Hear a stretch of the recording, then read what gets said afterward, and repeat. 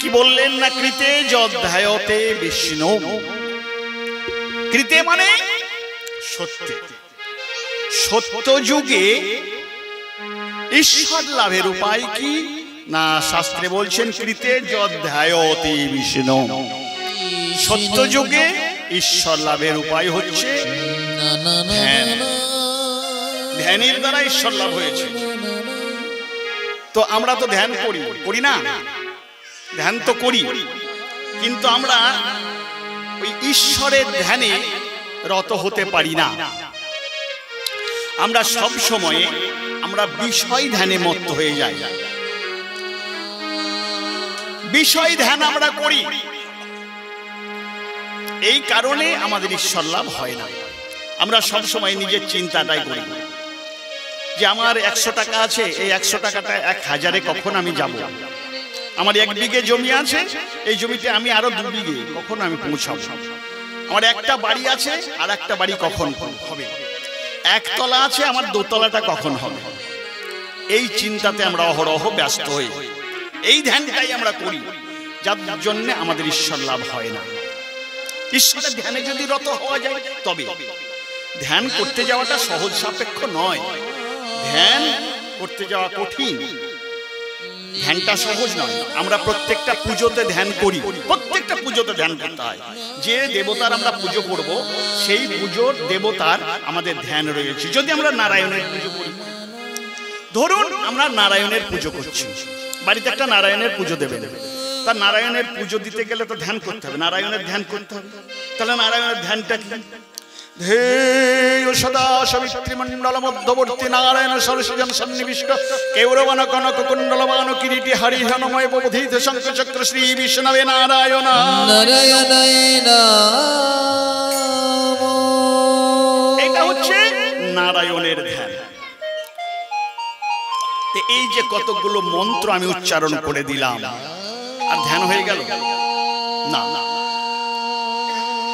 ধ্যান করতে গেলে যে দেবতা নারায়ণের ধ্যান করছি, তাহলে নারায়ণের ধ্যান করতে গেলে পরে আমাকে বসে সুস্থ মনে আনচিন্তা না করে মনে মনে যে মন্ত্র আমি উচ্চারণ করব, সেই মন্ত্রের আমি দর্শন করতে পারব। অর্থাৎ যে দেবতা ধ্যান আমি করব, সেই দেবতা চরণ হতে চূড়া অবধি মনের মধ্যে অন্তর্দৃষ্টিতে সম্যক রূপে দর্শন করাকে বলা হয় ধ্যান। আমরা দেখি কিসের দ্বারাই? চোখের দ্বারা। সবাই বলবেন এটা চোখের দ্বারা আমরা দেখি, চোখের দ্বারা দেখি। কিন্তু ভালো করে লক্ষ্য করবেন, চোখের দ্বারা সম্পূর্ণ দেখা চোখের দ্বারা হয় না। চোখের সঙ্গে যদি মনের একটা ওতপ্রোত ভাবে যোগাযোগ না থাকে, তাহলে দেখা যাবে না।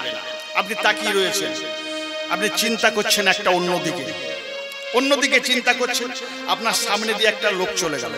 পরক্ষণে যদি কেউ এসে জিজ্ঞাসা করে, আগো দেখেছিস এই বাড়িতে এইদিকে একটা লোক গেল? লক্ষ্য তো করিনি। কই তো লক্ষ্য করিনি। চোখের সামনে দিয়ে তো, চোখটা খোলা আছে, চোখের সামনে দিয়ে চলে গেল, দেখতে পেলাম না। কেন দেখতে পেলাম না? চোখে তো দেখে, দেখতে পেলাম না। কেন না দেখার কারণ হচ্ছে কি, ওই চোখের সঙ্গে মনের সংযোগ নেই। মনটা আছে অন্য জায়গায়, চোখটা আছে অন্য জায়গায়, যার জন্য যোগাযোগ হচ্ছে না। এই জন্য আমাদের দেখা হচ্ছে না। তো দর্শন করতে হলে বলে কি, এখানে ধ্যান করতে হলো। তাই আপনারা দেখবেন, আপনারা যেখানে দর্শন করে এসেছেন, যদি সত্যিকারের বৃন্দাবন দর্শন করেছেন, কেউ নবদ্বীপ দর্শন করেছেন, ভগবানের যেখানে গিয়েছেন, যদি সত্যিকারের ভালো করে দর্শন করে থাকেন, তাহলে আপনি চোখ বন্ধ করুন, দেখবেন আপনি দেখতে পাচ্ছেন। চোখ বন্ধ করুন, দেখতে পাবেন। চোখ বন্ধ করলে দেখা যায়। তাহলে কি করে দেখা যায়? মনের মধ্যে একটা ছবি ভেসে ওঠে। তেমনি ভগবানের ধ্যান করতে ভগবানের প্রতিচ্ছবিটা চরণ হতে চূড়া অবধি সম্যক রূপে যখন ধ্যান দর্শন হবে, তখন সেটাকে বলা হবে ধ্যান। সেই ধ্যানে আমরা অপারগ। আমাকে পুজো করতে নিয়ে এসেছেন, আমি পুজো করতে এসেছি, পুজো করে কয়েকটা মন্ত্র উচ্চারণ করে দিলাম, ধ্যান হয়ে গেল। আমি আপনার কিছু জিনিসপত্র, যে টাকা পয়সা নিয়ে যেটুকু আমার প্রাপ্য সেটুকু নিয়ে আমি চলে গেলাম। আপনি ভাবলেন আমার পুজো হয়ে গেল, পুরোহিত এসে আমার ভালোই পুজো করলো, অনেকক্ষণ ধরে পুজো করছে। কিন্তু তার চেয়ে যদি একবারে মনোযোগ সহকারে আপনি নিজেও সেটাকে করতে পারেন, সেইভাবে ধ্যান ভাব করে, তাহলে আপনিও ভগবানের কৃপা লাভ করতে পারবেন। এটা ধ্যানে গেল। ধ্যানের দ্বারা ঈশ্বর আমরা ধ্যান করতে পারি না, তাই আমাদের ঈশ্বর লাভ হচ্ছে না। এরপরে কোন যুগ এলো? সত্য গেল, ত্রেতা এলো। ত্রেতায়াং যজতে মখই, ত্রেতা যুগে ঈশ্বর লাভের উপায় হচ্ছে যাগ যজ্ঞ।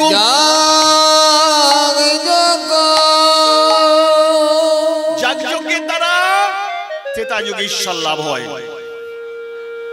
তা আমরাও যাগ যজ্ঞ করি। এই কয়েকদিন আগে কালী পুজো গেল, তার আগে গেল দুর্গা পুজো। প্রত্যেকটা পুজোতে যজ্ঞ হয়। তার সে যজ্ঞ করে কারান ব্রাহ্মণগণ। তো এখন বর্তমানে ব্রাহ্মণের দুটো অভাব, ব্রাহ্মণের অভাব, যজমানের অভাব। যার জন্য যজ্ঞ দ্বারা, যজ্ঞের দ্বারা ঈশ্বর লাভ করা বর্তমানে কলিযুগের মানুষের পক্ষে সেটা সম্ভবপর নয়। যাগযজ্ঞের দ্বারা ঈশ্বর লাভ হয় বটে, অবশ্যই হবে, কিন্তু বর্তমান দিনে অন্তরায় দুটো। বর্তমান দিনে ব্রাহ্মণের অভাব আছে, বর্তমান দিনে যজমানেরও অভাব আছে। ব্রাহ্মণের অভাব কি করে? অনেক ব্রাহ্মণ, অনেকে বলবেন আপনিও তো ব্রাহ্মণের ছেলে, আপনি ব্রাহ্মণ। মানে ব্রাহ্মণ হওয়া অত সহজ নয়, ব্রাহ্মণ হওয়া অত সহজ নয়। কালকে একটা পাঠ ছিল, ভাগবত পাঠ, আসরে, এই 5 গ্রামেই ছিল, অনুকূল সাহার বাড়িতে, ওই হাসপাতালের সামনে। তো প্রসঙ্গক্রমে এই ব্রাহ্মণের কথাটা এসেছিল। তো ব্রাহ্মণের কথা এসে আমরা ব্রাহ্মণ কেমন সেটাই আমাদেরকে দ্বিজ পর্যন্ত বলা যেতে পারে, আমাকে দ্বিজ পর্যন্ত বলা যেতে পারে, ব্রাহ্মণ নয়। দ্বিজ মানে দ্বিতীয়বার জন্ম, তাকে বলা হয় দ্বিজ। আমি একবার জন্মগ্রহণ করেছি মাতৃ উদর হতে, আর একবার যখন আমার পৈতেটা হয়েছে তখন আমার একবার দ্বিতীয় জন্ম হয়েছে, তখন তাকে বলা হয় দ্বিজ। দ্বিজর পরে আর একটা স্টেজ আছে, বেদ পাঠ করার জন্য প্রস্তুতি নেওয়া বা বেদ পাঠ দেখা, বেদটা দেখা বা বেদ পাঠ করা, আরম্ভ করা। বেদ দেখা এবং বেদ পাঠ আরম্ভ করা যখন হবে আমাদের, তখন তাকে বলা হবে কি? বিপ্র। তখন বলা হয় তাকে বিপ্র।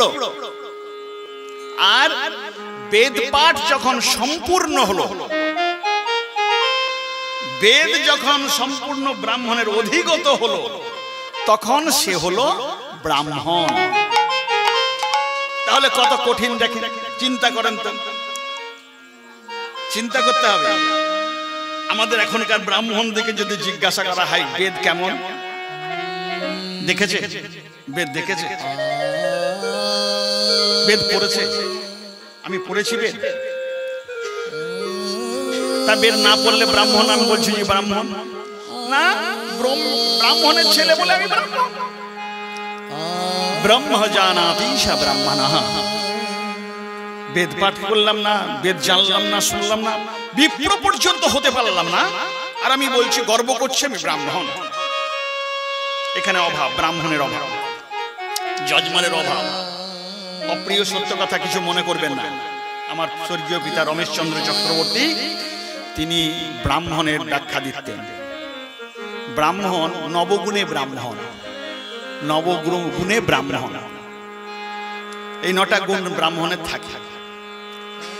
আচার বিনয় বিদ্যা প্রতিষ্ঠা তীর্থ দর্শনম নিষ্ঠা বৃত্তি তপ দানম, এই 9ধা কুল লক্ষণম। কি বললাম? আচার বিনয় বিদ্যা, আচার বিনয় বিদ্যা প্রতিষ্ঠা তীর্থ দর্শনম। নিষ্ঠা, বৃত্তি, তপ, দান, এই 9টা গুণে ব্রাহ্মণ, এই নবগুণে ব্রাহ্মণ। তো বর্তমানে এই কলিযুগে যে ব্রাহ্মণ আমরা, এই 9টা গুণ আমাদের আছে, কিন্তু সেই 9টা গুণ কোন 9টা গুণ? দেখুন, 9টা গুণ আমাদের আছে, এটা কিন্তু কেউ অন্য আনভাবে নেবেন না। এটা আমি রসিকতা করে বলছি, আমার পিতা বলতেন বলে। এখন কলিযুগের ব্রাহ্মণের 9টা গুণ, সেই 9টা গুণ আমি বলছি। এই আচার বিনয় বিদ্যা প্রতিষ্ঠা তীর্থ দর্শনম নিষ্ঠা বৃত্তি তপদানম নবধাকুল লক্ষণম, এটা কিন্তু এখন আর নেই। তার পরিবর্তে আরো 9টা গুণ এসে হাজির হয়েছে। কি কি সেই 9টা গুণ আমি বলি শুনুন। তঞ্চক তস্কর বৃত্তি, তঞ্চকতা তস্করতা, চুরি করা, তঞ্চক তস্কর বৃত্তি, প্রতিষ্ঠা ভাঙ ভক্ষণে। দেখুন, ভালো করে লক্ষ্য করুন, প্রতিষ্ঠা ভাঙ ভক্ষণে, সদা বেশ্যালয়ে বাস, হ্যাঁ,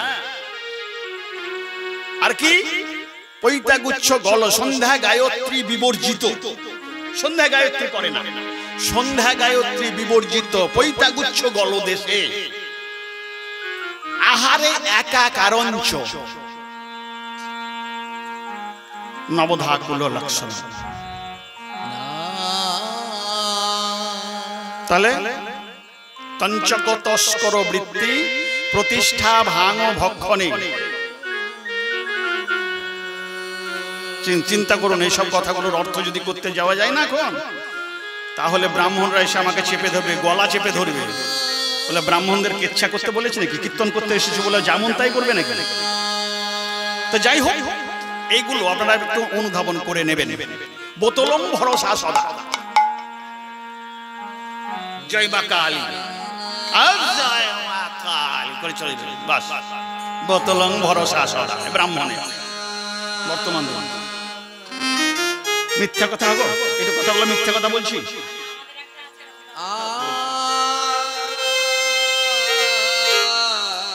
বর্তমান দিন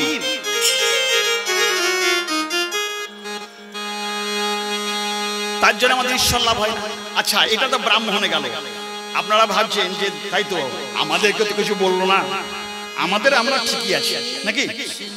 না, দোষ আপনাদেরও আছে। আপনি নারায়ণের পুজো দেবেন, আপনি যদি বাজারে যান, বাজারে গিয়ে দোকানে বলবেন নারায়ণের পুজো দেবো গো, একটা গামছা দাও, দেখবেন পুজো স্পেশাল একটা গামছা আপনাকে দিবে। পুজো স্পেশাল গামছা আছে, এত বড়, সে সুন্দরী না সর্বসুন্দরী না গামছা, বোঝা কঠিন। তাহলে আপনি দিবেন কাকে? ব্রাহ্মণকে। ব্রাহ্মণ নিয়ে যাবে বলে দেবেন? আপনি নিবেদন করছেন কাকে? নারায়ণকে দেবেন। যদি না পারেন দেবেন না। ভগবান কি দেবেন আমাকে, কি দেবেন না, এটা ভগবান নিজেই বলে দিয়েছেন গীতার মধ্যে। ভগবান গ্রহণ করেন কি? ভগবান বললেন গীতার মধ্যে, গীতার কথা আমি উল্লেখ করছি, গীতার শ্লোক, পত্রাং পুষ্পং ফলং তোয়ং যমে ভক্ত প্রযচ্ছতি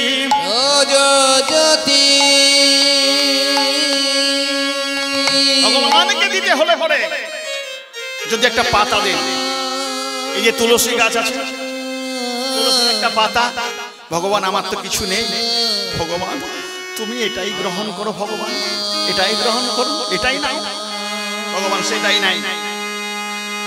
পাতা যদি না থাকে, একটা ফুল নিয়ে এসে ভগবানকে দেবেন। পত্রং পুষ্পং, পুষ্পং মানে ফুল, একটা ফুল দেবেন, ভক্তি ভরে দিবেন, ভগবান গ্রহণ করবে।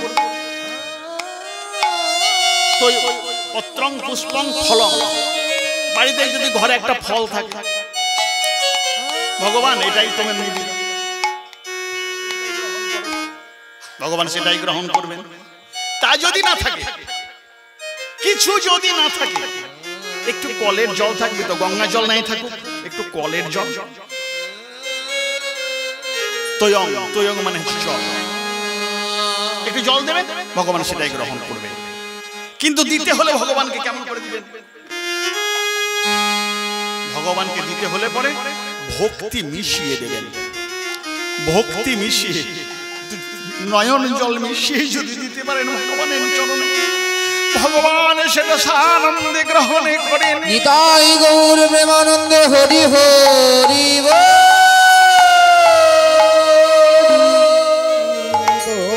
এটাই তো কথা। ভগবানকে দিতে হলে পরে ভক্তি ভরে দিতে হয়। আপনারা সবাই জানেন, সবাই শুনেছেন, অনেক কীর্তন এখানে হয়, বড় বড় কীর্তনিয়া কীর্তন হয়, আপনারা শুনেছেন।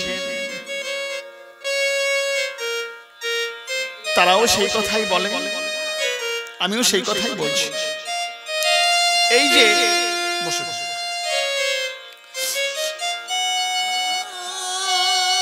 একবার ধরুন, ভগবান শ্রীকৃষ্ণ, শ্রী গোবিন্দ, আস্তে বাঁশিটা আস্তে আস্তে, ভগবান শ্রীকৃষ্ণ একবার গিয়েছেন বিদুরের বাড়ি। বিদুরের বাড়ি গিয়েছেন একবার। বিদুর বাড়িতে ছিল না। বিদুর বাড়িতে সেই সময়ে নেই। ভগবান শ্রীকৃষ্ণ বিদুরের ঘরে গেছেন। বিদুরের ঘরে যখন এলেন ভগবান, তখন বিদুরের স্ত্রী পরাশরী, তিনি স্নান করে এসেছেন, সিক্ত বসনটাকে খুলে রেখেছেন, শুষ্ক বসন ভেজা কাপড়টাকে খুলে রেখেছেন, শুকনো কাপড় পরবেন এমন সময় গোবিন্দ এসেছেন বাড়িতে। কাপড় পরতেই মনে নাই, ভুলে গিয়েছে। ভগবান এসেছো, এসেছো ভগবান, কি মনে করে এসেছে? এসো ভগবান, এসেছো, এসো আমার বাড়ি এসেছো, এই গরিবের ঘরে ভগবান তুমি এসেছো, এসো এসো ভগবান।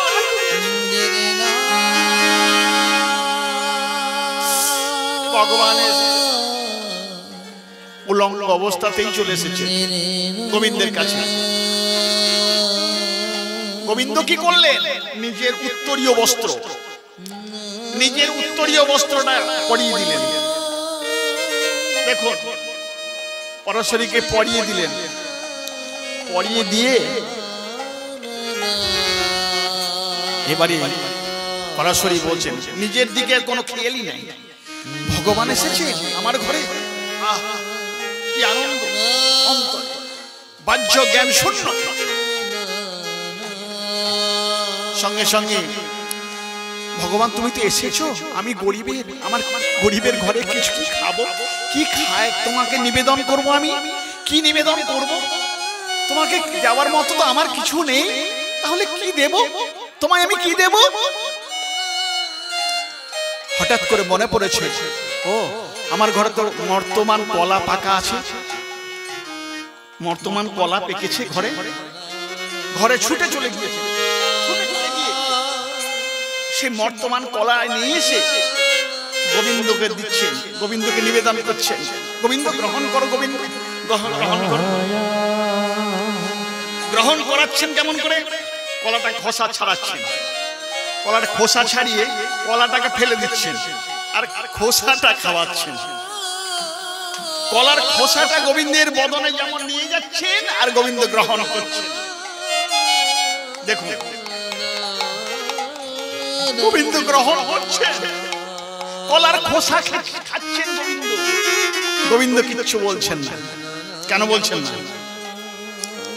কেন বলছেন না? গোবিন্দ তো বলতে পারতেন, এটা খাওয়ার বস্তু নাই পরাশরী, এটা দিও না, আমাকে কলাটা দাও, বলতে পারতেন। বলছেন না কেন?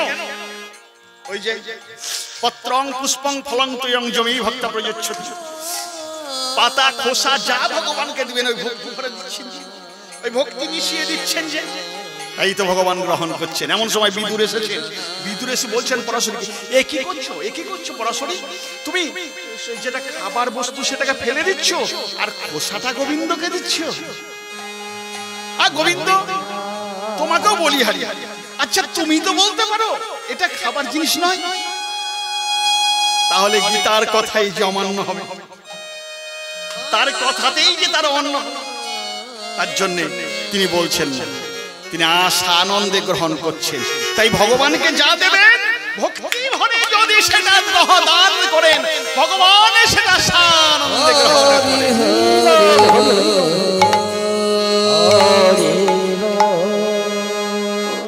যাক, এটা গেল ত্রেতা যুগের কথা। দাপরে